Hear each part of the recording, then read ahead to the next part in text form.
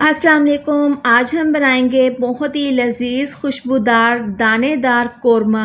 Authentic देगी कोरमा किस तरह से बनता है आप इस रेसिपी में देख सकते हैं और बना सकते हैं। इस कोरमे को आप मटन में या फिर बीफ में भी बना सकते हैं। कराची स्टाइल में शादियों वाला कोरमा बनाकर तैयार करेंगे। तो चलिए बनाना शुरू करते हैं। देगी कोरमा बनाने के लिए हमने यहाँ पर बीफ लिया है 2 किलो। बोनलेस ये बीफ है, इसमें हम हड्डी का इस्तेमाल नहीं करेंगे और 1 बाइट की शेप में इस तरह से हमने छोटे छोटे पीसीस में इसको कट कर लिया है। सबसे पहले हम इसको प्रेशर कुकर में बनाएंगे। आप इसको कढ़ाई में भी बना सकते हैं। प्रेशर कुकर में सबसे पहले हम डाल देंगे घी। घी से बहुत ही ज़्यादा ये कोरमा टेस्टी बनकर तैयार होगा। ये 1 पाव के करीब घी है। सबसे पहले हमने घी को डालकर अच्छे से इस तरीके से गर्म कर लेना है। जब घी गर्म हो जाएगा तो हम इसके अंदर दही डाल देंगे। ये दही भी 1 पाव के करीब ही है।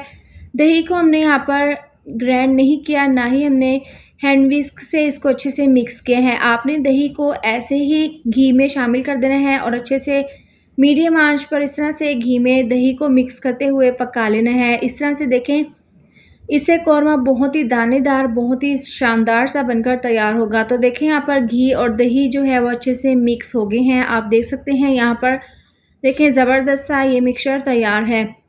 इसके बाद इसके अंदर हम खड़े मसाले डाल देंगे। तो खड़े मसालों में हमने यहाँ पर लिए है 5 से 6 अदद लौंग, 5 से 6 अदद साबुत काली मिर्चें, 3 छोटी इलायची, 3 बड़ी इलायची, 1 बादियान का फूल, 1 तेज़पात का पत्ता और 1 दालचीनी का टुकड़ा। ये तमाम खड़े मसाले डालकर इसको मिक्स करेंगे।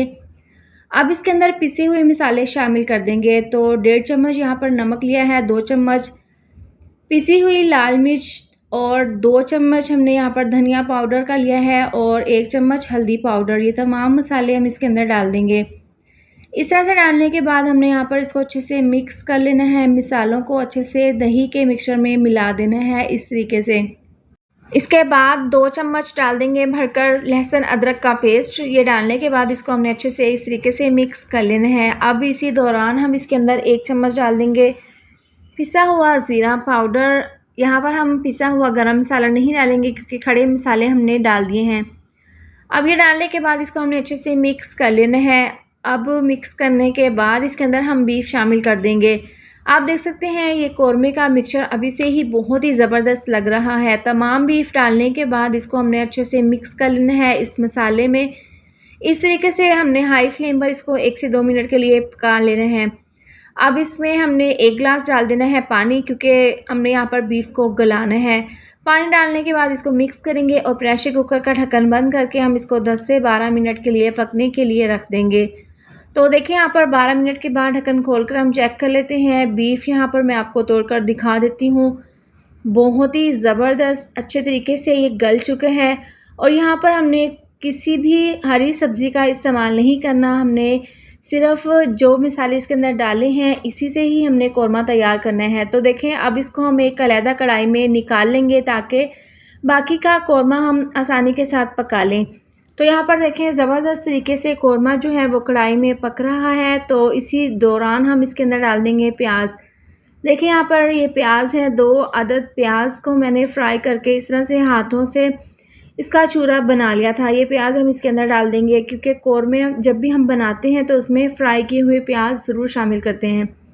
इस तरह से ये डालने के बाद इसको हमने अच्छे से मिक्स कर लेना है। ज़बरदस्त सा हमारा देगी कोरमा तैयार है। बस प्याज इस तरह से डालने के बाद हमने इसको यहाँ पर ढक्कन खोल के 3 से 4 मिनट के लिए और मज़ीद अच्छे से पका लेना है। तो तैयार है बहुत ही लजीज दानेदार ऑथेंटिक कराची देगी शादियों वाला कोरमा। आप आने वाली ईद पर इस ज़बरदस्त से कोरमे को ज़रूर ट्राई करें। बहुत ही जल्दी, बहुत ही आसानी के साथ, बहुत ही कम सामान में ये बनकर तैयार हो जाता है।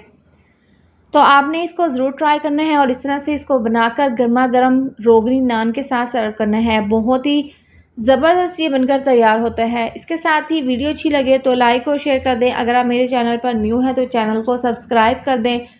मिलते हैं नेक्स्ट वीडियो में। अपना बहुत सारा ख्याल रखें। अल्लाह हाफिज़।